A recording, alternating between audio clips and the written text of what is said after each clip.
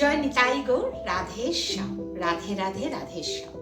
আজকে আপনাদের একটা রেসিপি শেয়ার করব, সেটা হচ্ছে ভেজ মোমো। কিভাবে করছি পুরোটাই আপনারা দেখবেন।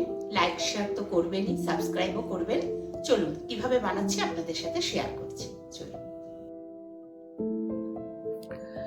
বাঁধাকপি, ধনেপাতা, লঙ্কা আর গাজর এই দিয়ে একটা ছোট্ট ছোট্ট কুচি কুচি করে কেটে নিলাম। কড়াইতে একটু বাটার দিলাম। বাটারটা একদম মেল্ট করে নেব। দেখুন এখানে আমি ক্যাপসিকাম ইউজ করতে পারতাম, ক্যাপসিকাম পাইনি বলে ইউজ করিনি। পনিরটাকে 200 গ্রাম পনিরকে গ্রেট করে নিয়েছি। এই যে দেখছেন ধনেপাতা দিয়ে এই যে ছোট ছোট জিনিসগুলো যে কুচি কুচি করে রেখেছি, এগুলো নুন দিয়ে কিছুক্ষণ মেখে রাখবো।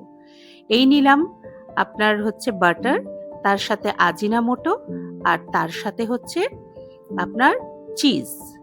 এবার যখন কড়াইতে বাটারটা পুরো মেল্ট হয়ে যাবে, তখন ওই নুন মাখা যে বাঁধাকপির সমস্ত কিছু, ওগুলোকে ভালো করে চিপে তার রসটা বের করে কড়াইতে দিয়ে দিলাম।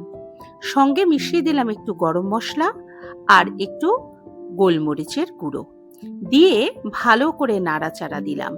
নাড়াচাড়া দিয়ে এবার ছোট্ট একটা ঢাকনা দিয়ে সেটাকে ঢেকে দিলাম এবং স্টিমটাকে একদম আস্তে করে দিলাম কিছুক্ষণ সময়ের জন্য। ততক্ষণে আমি যে চিজটা আছে সেটা একটু গ্রেট করে নিলাম।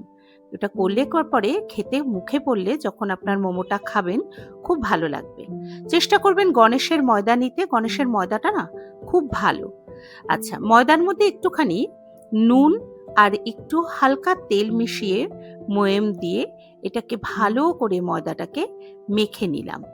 ময়দাটাকে মেখে নেওয়ার পর সেটাকে কিছুক্ষণের জন্য রেখে দিতে হবে। তাহলে পরে সেখান থেকে ময়দাটার থেকে আপনার লেচিগুলো যেগুলো বেরোবে সেগুলো খুব ভালো বেরোবে। এবার কড়াই থেকে যখন নামালাম, পুরো জিনিসটাকে ঠান্ডা করে নিলাম। ঠান্ডা করে তার মধ্যে একটুখানি চিজ যেটা গ্রেট করে রেখেছিলাম আর তার মধ্যে পনিরটা সুন্দর করে দিয়ে দিলাম। দিয়ে আলতো করে চামচ ইউজ করেই কিন্তু এটা মেখে নিতে হবে। হাত ইউজ করবেন না, তাহলে পরে কি হবে, একটু মাখা মাখা আটার মতো হয়ে যাবে। তো চামচ ইউজ করেই, স্পুনটাকে ইউজ করে এগুলো হালকা হাতে কিন্তু এটা মেখে নেবেন। এইবার ছোট্ট ছোট্ট লেচি যেগুলো আমি করেছি, এবং অনেকে একটু বড় করেও করে, আমি খুব বড় লেচি করলাম না, আমি ছোট ছোট করে, ছোট খুবও না, মাঝারি সাইজের লেচি করলাম।